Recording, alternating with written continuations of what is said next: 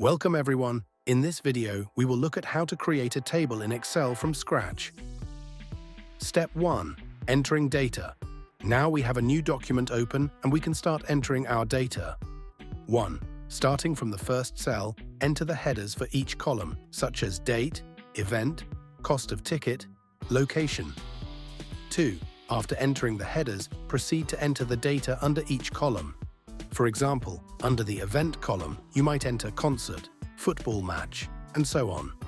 Step 2. Formatting the table. To make your table look neat and easy to read, you need to format it. 1. Select all the data, including the headers. 2. Go to the Home tab and find the Format as Table section. Choose a style that you like. 3. In the pop-up window, choose the range of data and make sure the Table has headers option is checked. Step 3. Setting up filters and sorting. 1. After formatting, the headers will automatically convert into drop-down lists. Click the arrow next to the header of any column. 2.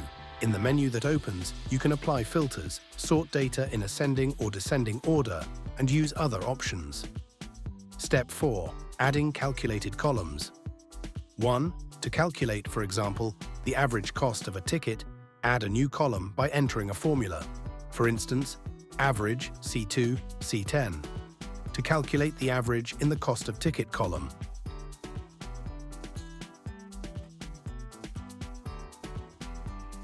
2. After entering the formula, press Enter and Excel will automatically calculate the result. Conclusion. That's it. We have just created and formatted a table in Excel.